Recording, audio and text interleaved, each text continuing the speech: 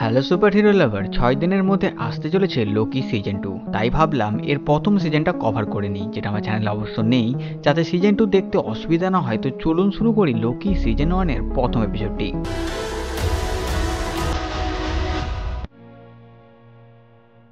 এপিসোডের শুরুতে আমাদের অ্যাভেঞ্জার্স এন্ড গেমে লোকির পালিয়ে যাওয়ার সেই সিনটা দেখায়, যেখানে লোকির হাতে টেসরেট লাগে আর সে সেখান থেকে টেলিপোর্ট হয়ে পালিয়ে যায়।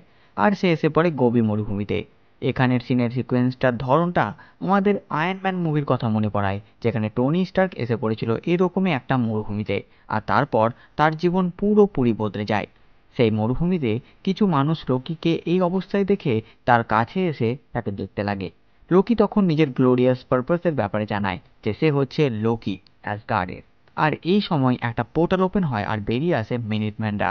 এই মিনিটম্যানরা আসলে টিভিএতে কাজ করে।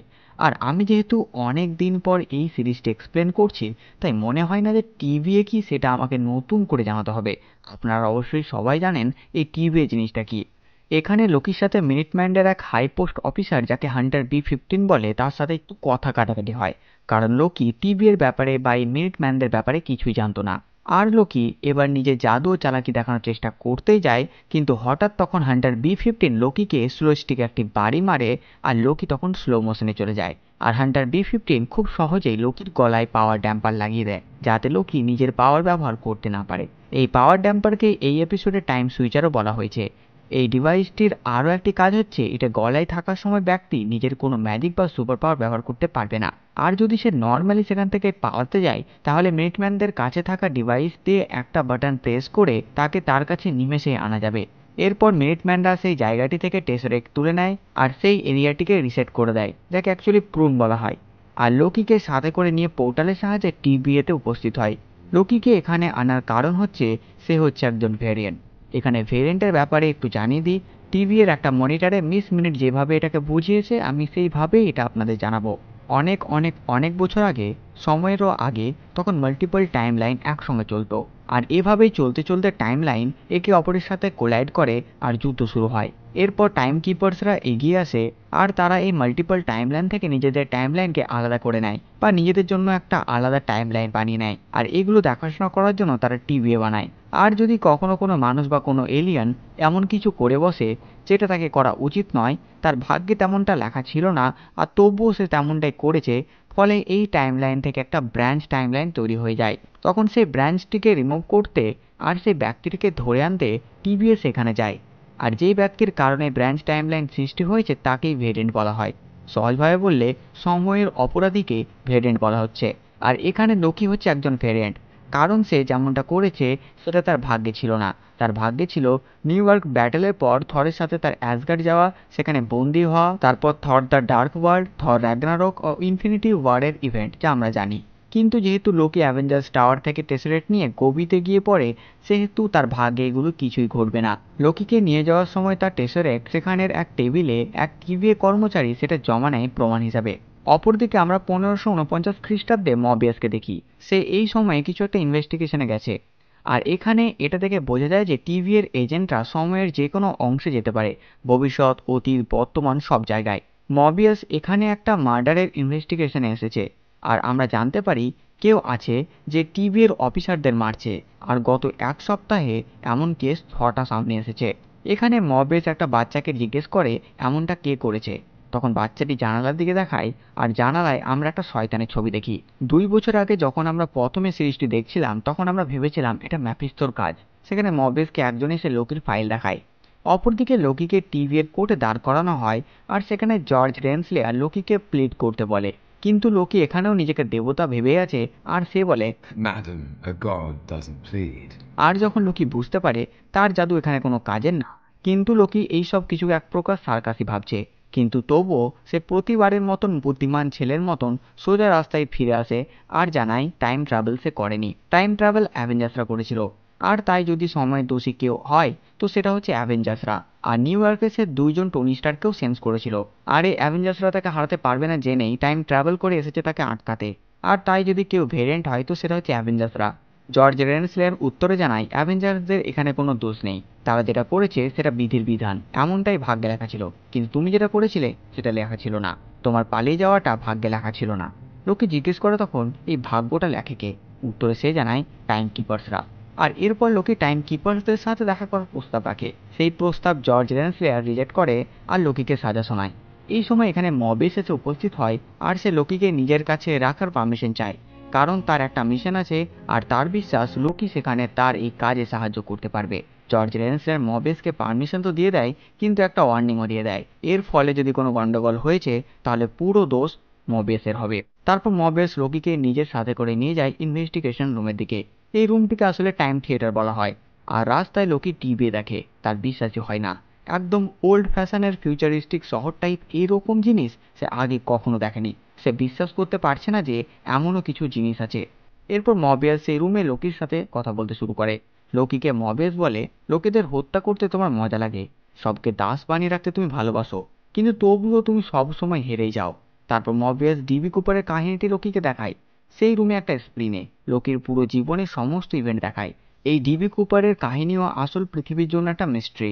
1971 সালে এক ব্যক্তি একটি প্লেন হাইজ্যাক করেছিল, তারপর 200 মিলিয়ন টাকা নিয়ে সে প্লেন থেকে লাফিয়ে যায় প্যারাশুট নিয়ে, কিন্তু আজ অবধি পুলিশ তাকে খুঁজে পায়নি। আর এই রহস্যই থেকে গেছে।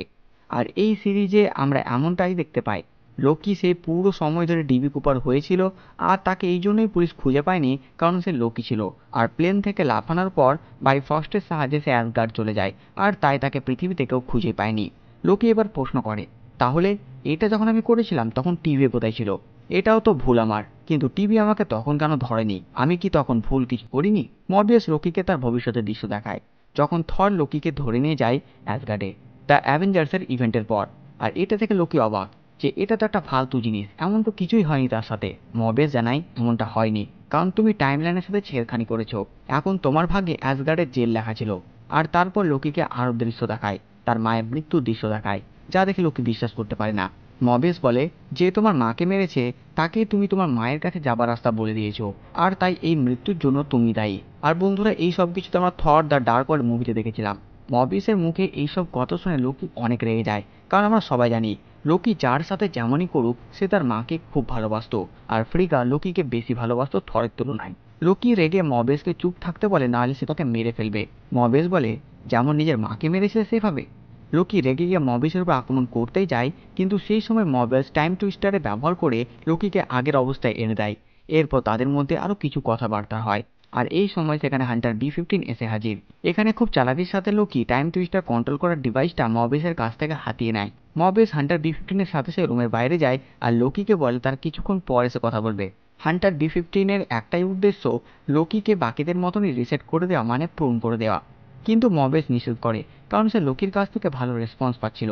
হান্টার B-15 জানায় তাদের আরও একটি ইউনিট তারা হারিয়ে ফেলেছে। সেখান থেকে মবিয়াস ফিরে এসে দেখে সেই রুমে লোকি নেই, কারণ লোকির কাছে সেই ডিভাইস আছে আর সে এখন সেটা ব্যবহার করে সেখান থেকে পালানোর চেষ্টা করছে। এই সময় লোকি সে ব্যক্তির কাছে এসে পড়ে যার কাছে সে টেসরেক্টটি জমা ছিল। লোকি সেই লোকটিকে অনেক ভয় দেখায়, তাকে বলে যে সে তাকে মাছের মতো মৃত্যু দেবে। কিন্তু মজার কথা হচ্ছে সেই লোকটি জানে না আসলে মাছ কি জিনিস।